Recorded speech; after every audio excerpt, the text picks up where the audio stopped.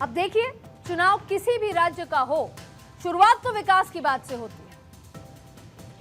सत्ता पक्ष वाले वो बताते हैं जो उन्होंने किया, तो विपक्ष वाले चुन चुनकर वही पूछते हैं जो उन्होंने नहीं किया। मगर साहब, जिस राजनीति के खेल की शुरुआत विकास के साथ होती है, वो जाति पर जाकर क्यों रुक जाती है? नहीं यकीन हो रहा तो देखिए बिहार।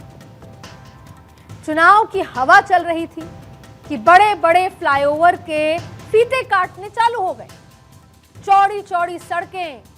अरे पटना में तो मरीन ड्राइव भी बन गई, सरपट मेट्रो दौड़ती रही। अब यह बात और है कि दौड़ सिर्फ 3 स्टेशन के बीच ही रही थी, लेकिन बातों का क्या। और विकास विकास बहुत किया। एक बार को तो ऐसा लगने लगा कि बिहार में अब की बार जो है विकास ही है। लेकिन सड़क से मेट्रो तक बिहार की जो राजनीति विकास के रास्ते पर दौड़े जा रही थी, उसने जाति का बोर्ड देखकर ऐसा डाइवर्जन किया जैसे वक्त ही बदल गया और जज्बात भी बदल गए, हालात बदल गए। माने जब टिकट बंटवारा हुआ और उम्मीदवार मैदान में आए तो विकास धरा का धरा रह गया। आपको बताते हैं कैसे। क्योंकि नीतीश बाबू की जेडीयू जो 101 सीटों पर चुनाव लड़ रही है, उसमें 22 सवर्ण है, 37 ओबीसी के साथ और 22 ईबीसी, 16 एससी एसटी के साथ और 4 मुस्लिम भी शामिल हैं। और बीजेपी वालों का कमल खिलाने का जो नया तरीका है, उसमें 49 सवर्ण, 25 ओबीसी, 15 ईबीसी और 12 एससी एसटी। और चिराग पासवान का हेलीकॉप्टर 10 सवर्ण उड़ा रहे हैं, 6 ओबीसी उड़ा रहे हैं, 1 ईबीसी और 6 एससी एसटी और 1 मुस्लिम भी। और हम और आरएलएम का भी यही हाल है।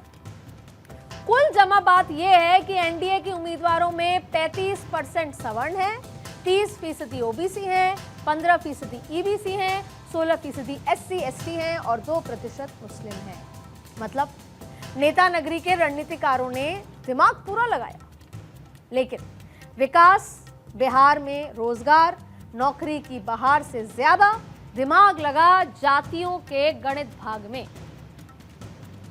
सबने अपनी सहूलियत देखी और इसमें महागठबंधन वाले भाई लोग भी किसी से पीछे नहीं। अच्छा, एक फॉर्मूला है कि जब आपको जातियों को सेट करना है तो आप टिकट वितरण में कर लेते और मैनिफेस्टो में आप वर्गों को साधते हैं, महिला, युवा, बुजुर्ग, पेंशनर्स।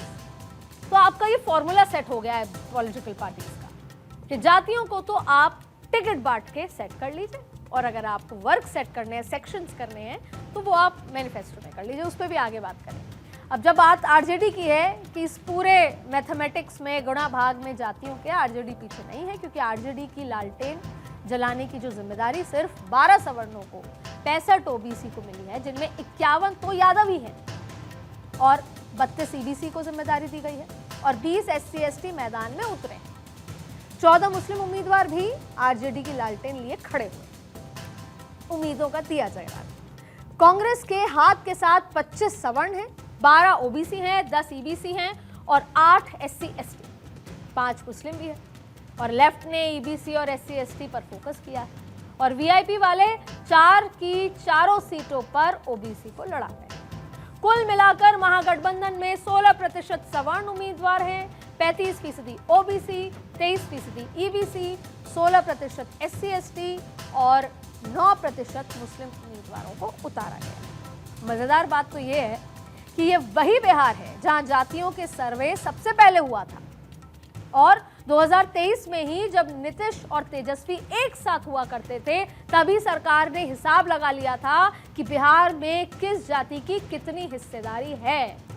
बाबू लोगों ने बताया था कि बिहार में 36% ईबीसी, 27% ओबीसी, 15.5% सवर्ण है, 19% एससी और मुस्लिम 17% मौजूद। लेकिन जिसकी जितनी हिस्सेदारी करने वाली कांग्रेस ने 40% से ज्यादा सवर्णों को टिकट दिया है, जो हिस्सेदारी में सिर्फ 15% है, और सबसे ज्यादा ईबीसी हैं, लेकिन उस समाज को सिर्फ 16% उम्मीदवार उसके उतारे हैं। वाह, यही है हिस्सेदारी और भागीदारी के बीच की चुनावी तैयारी, और यही समझाने की आपको कोशिश कर रहे हैं।